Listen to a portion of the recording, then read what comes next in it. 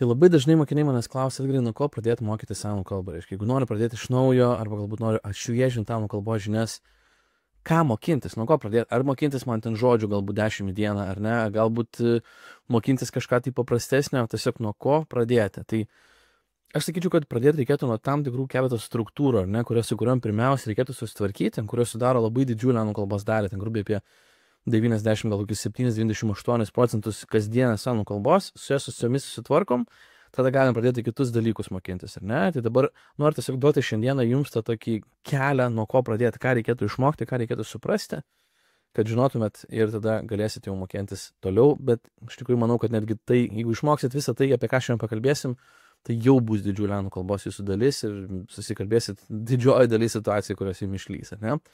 Tai pabrandam nuo pirmųjų dalykų, ar ne? Tiesiog pasižiūrim, ką mokat, ką nemokat, ar ne? Pasipraktikuokit kartu su manim. Tai pirmas pasitikrinimas, ar ne? Jeigu aš sakyčiau tokį sakinį, aš kiekvieną dieną dirbu nuo 8. Okay? Kaip tai pasakytume anglų kalboje? Jeigu reikia pasispauskit pauzę, pagalvokit tiesiog, kaip tai pasakytume anglų kalboje. Aš kiekvieną dieną dirbu nuo 8. Ne? Paimkim kitą spalvą. Galbūt pažymėkim tai žaliai. Ne? Tai atsakymas būtų every day I work from 8. Ar ne? Jeigu dar nori, galiu pridėti o'clock. Ar ne? O'clock. Svarbiausia bandalis buvo šita I work. Every day jūs galėjote dėti į galą, jeigu norėjot. Irgi viskas tinka. Laiko aplinkybės mes galim priekį pačiam laikyti, galim pačiam gale laikyti. Toks kaip every day, kiekvieną dieną, savaitgaliais ir taip toliau. Mes tiesiog jį galim priekį ir gale laikyti, bet svarbiausia man dalis buvo šita, ar ne? I work from 8 o'clock. Ok, pabandom toliau. Jeigu, pavyzdžiui, sakyčiau vakar, ar ne? Gal paimkim tą pačią spalvą, kad nesikeistų, ar ne? Paimkim vakar aš ėjau į darbą. Vėlgi, pabandykit pagalvoti, kaip reikėtų tai pasakyti anglų kalba, ar ne? Vakar aš ėjau į darbą. Vakar aš ėjau į darbą.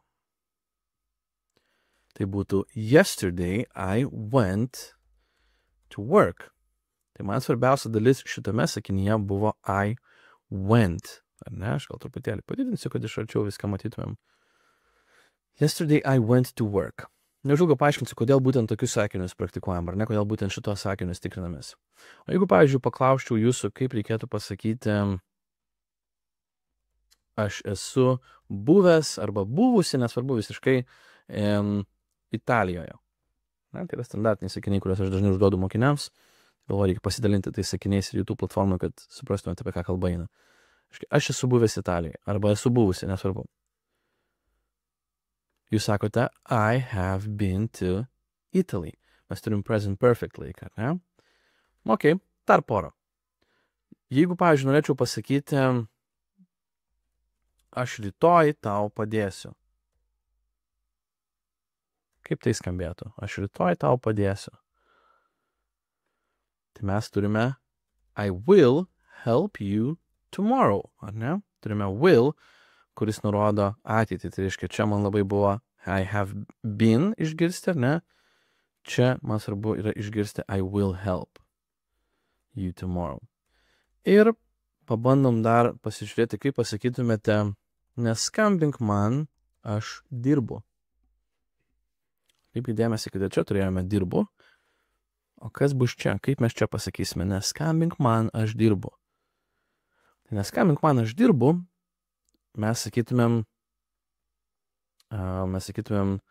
don't call me, I am working. Čia iškart keletą dalykų patikrinam. Tai don't call me, ar ne?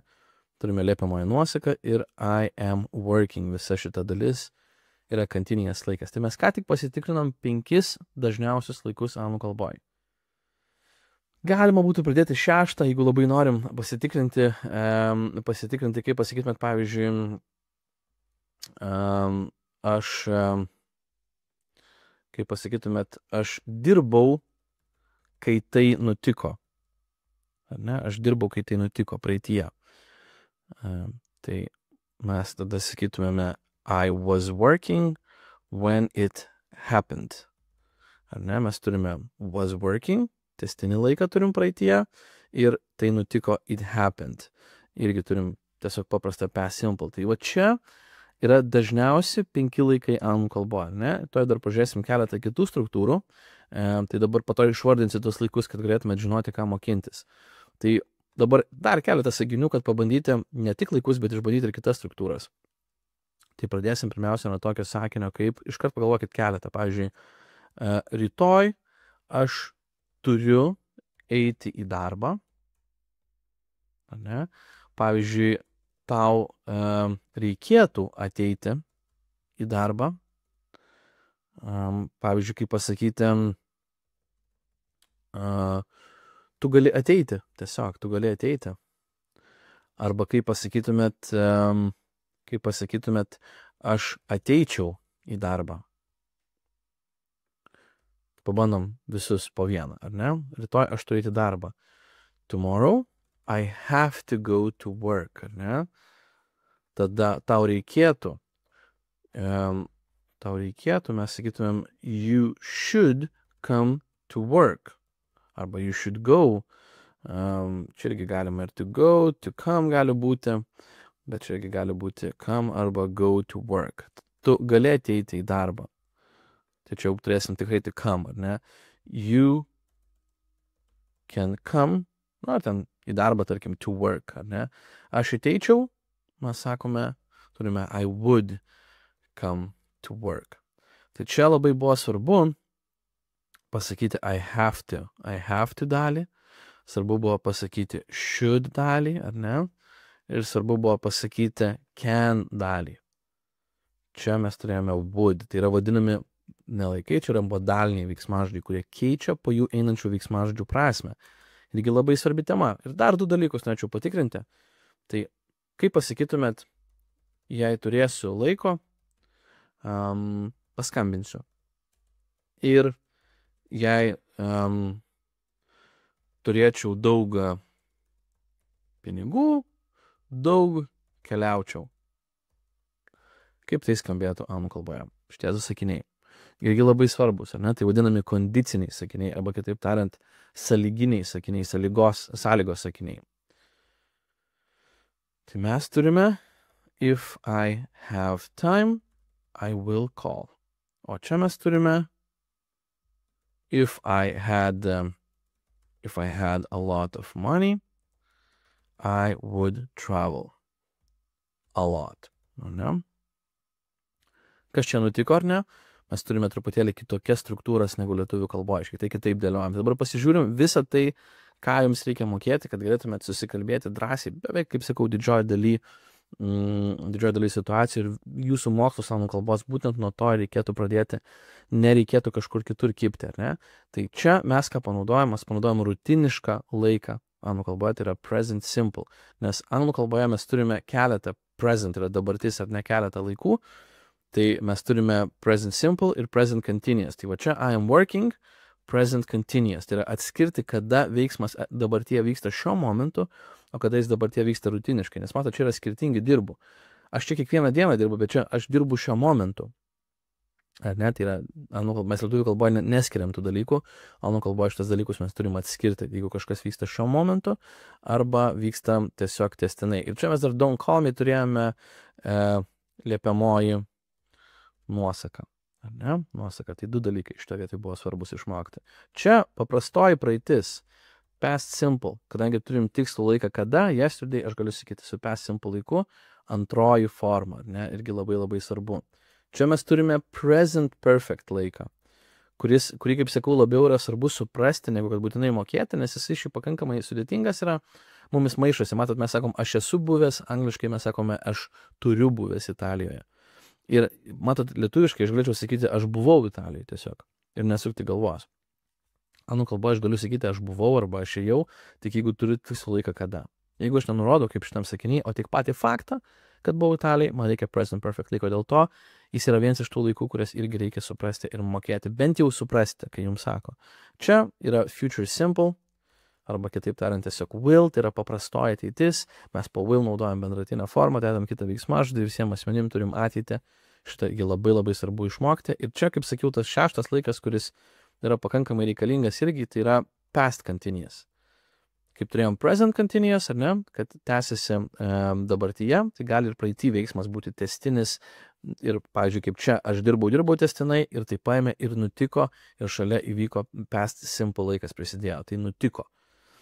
Mano laiko aplinkybė, kai aš dirbau, ar ne, kai aš dirbau lygiai taip pat kaip vakar, ar ne, tas pats, I went, aš galiu past simple panaudoti. Tai va šitie du irgi mums yra labai svarbus laikai.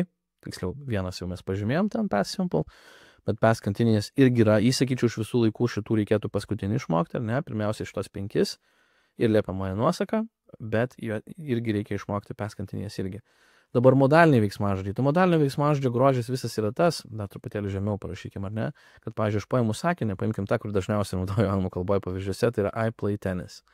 Ar ne? Tai aš žaidžiu tenisą ir aš dedu dabar į tarpą modalinį veiksmažodį. Dedu have to, I have to play tennis. Aš privalau žaisti tenisą. Arba must galėtų būti irgi. I should play tennis. Man reikėtų žaisti tenisą. I can play tennis. Aš galiu žaisti tenisą. I would play tennis. Aš žaisčiau tenisą. Ar nematot, kokie galingi, ar ne, yra modaliniai veiksmažodžiai ir kaip stipriai jie pakeičia sakinio prasmę ir kaip privaloma jos yra išmokti. Tai jų yra dar šiek tiek daugiau.